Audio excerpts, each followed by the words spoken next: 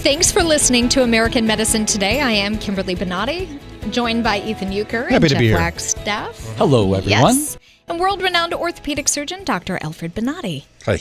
We have such an important topic.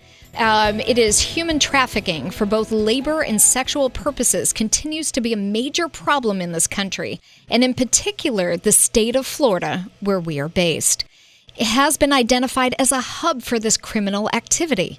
And joining us right now is Dr. Jessica Peck, chair of the Alliance for Care Coordination of Children in Human Trafficking, who hopes to spread awareness. Thanks for joining us, Dr. Peck. Thank you so much for having me. This is something that's near and dear to my heart because I have a little girl, and the more that I see these movies and different documentaries about human trafficking, it is so scary. You don't want to be a helicopter parent, but you just have to.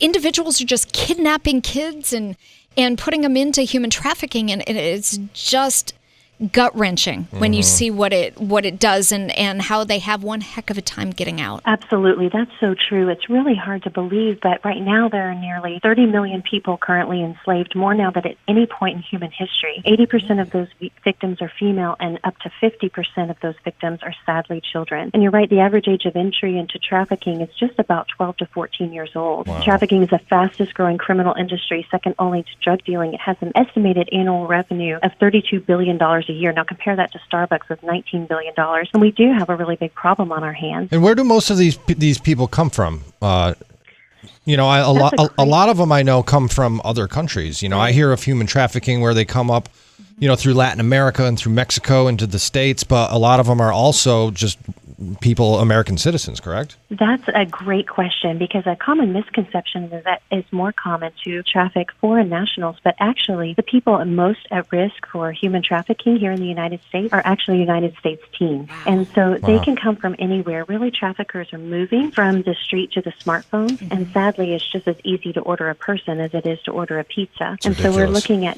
traffickers will use recruiters just to find any kids with vulnerabilities. That may be, trouble at home, running away, trouble with drugs or foster system, or just a bad day at school. They can cultivate these relationships for a long time on social media because they're very patient. One victim can earn a trafficker up to $300,000 a year. So they may try to recruit somebody that's vulnerable online for a period of 4 or 5 months, thinking they're getting into a romantic relationship or maybe an opportunity for a better job, only to find out that they were sorely mistaken. Dr. Peck, in a time when politically everything is so polarizing, it's left, it's right, it's fake news, it's ridiculous. But I would think that this is a subject with both sides of the aisles could certainly agree that this is horrible. It has to be. I can't believe that this continues and that we don't do things to stop it. Yes, you are absolutely right. And VESTA has almost 70 co-sponsors in the Senate, which trying to get 70 co-sponsors on anything in the Senate is pretty much impossible these days. But they've been able to do that with this because, yes, it's a subject that no one wants trafficking to occur. And so we can all agree to work together and find bipartisan compromises to protect victims and especially children. How can we spot children that may be victims of sex trafficking? I know I find myself when I'm out and about, if I spot a little child and they look remotely sad at all, my attention, I'm like looking at any indication from the people they're with.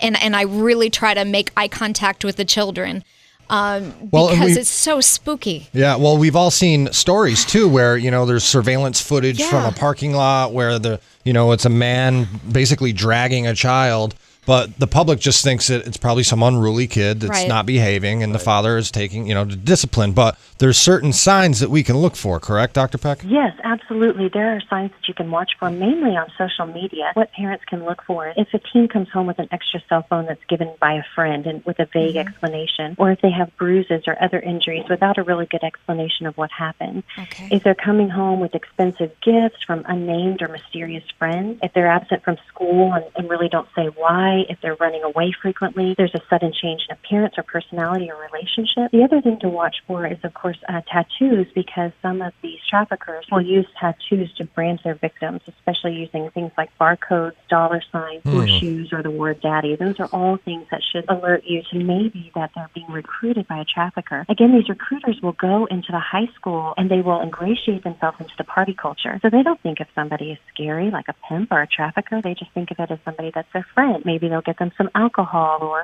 show them a good time or that kind of thing, because it will start off a lot of times with expensive gifts, giving them experiences that they've never had before, VIP tickets to a concert or something like that, and they think that they're being lured into a romantic relationship or a friendship, and then only later on they find out they've been groomed for something entirely different. Dr. Peck, in some of the information that Ethan puts together for us prior to this interview, it says that human trafficking is very, very common here in Tampa. And we're on 2 radio stations here in Tampa Bay. A lot of folks listening.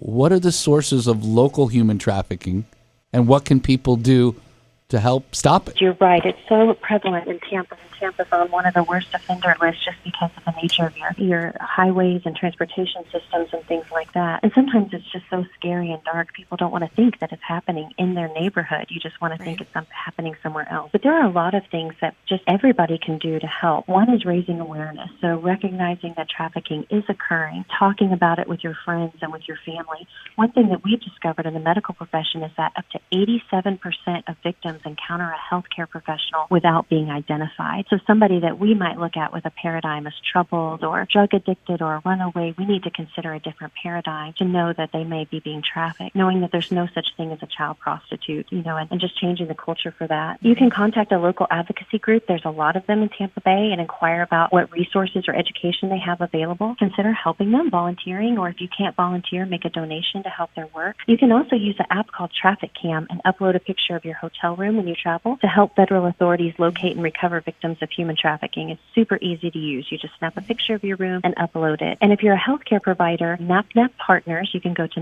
napnappartners.org for a continuing education module specifically geared towards healthcare professionals. Dr. Peck, though, what I was saying is that we have the opportunity with 2 huge radio stations here in Tampa Bay to shine a spotlight on these dirt bags that are involved in trafficking.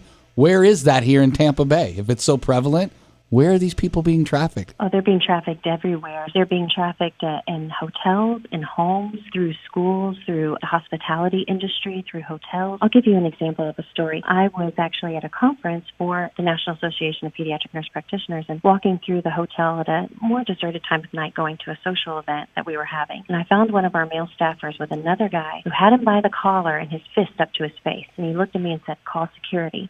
So I did. I ran and called security and found that our staffer had been walking through the same place and found a man attacking a woman, a girl, really, and pulled her off of them, and they called the police. They came back to us after they had talked to both parties and said, "You know what? She's a prostitute. We're just going to let them go. We're going to give her a 10-minute head start and just let them go." And every single one of us looked at each other and said, "Well, that's sad. Wow, I'm so sad that she chose to be a prostitute." And how horrible that was. That was the wrong mindset. We should have recognized the signs of trafficking and pointed her to the human trafficking hotline. And that's what I was just going to ask you. If you suspect that trafficking is taking place, who do you call? Or what number can they reach out to? The Polaris Project runs the National Human Trafficking Hotline, and that number is 1-888-373-7888. I'll give it one more time. It's 1-888-373-7888. I live in Houston, and another example we had of labor trafficking was a couple who got a nanny from Nigeria, and they promised her a job as a nanny and a wage of $100 a month. As soon as she got here, they took her papers, took her money, abused her, made her work 21 hours a day. But one of the pediatric healthcare providers recognized that she may be being trafficked and gave her the hotline number. She was able to escape, and the court ordered her over $120,000 in restitution of wages. That doesn't even begin to touch the effects that these people have on these individuals. Absolutely. That are trafficked. And you brought up a good point. They dismiss them as prostitutes, this and that.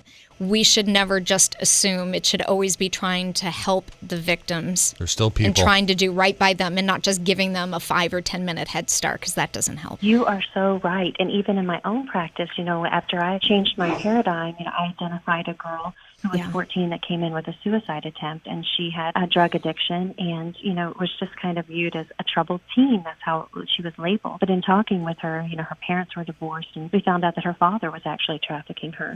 And she didn't want to tell anyone because there's so much shame associated with it, and thinking you might get in trouble or you might be reported. He should be. He should be. He should be behind bars. Something I feel very passionate about, but thank you for joining us, Dr. Jessica Peck, Chair of the Alliance for Care Coordination of Children in Human Trafficking. Thank you for helping to spread awareness and being on the show. Thanks, Dr. Peck. And thank you for doing the same thing. Thank you so much. Absolutely. Take care. Bye-bye. Crazy how big of a problem that is, and most of us don't even think about it.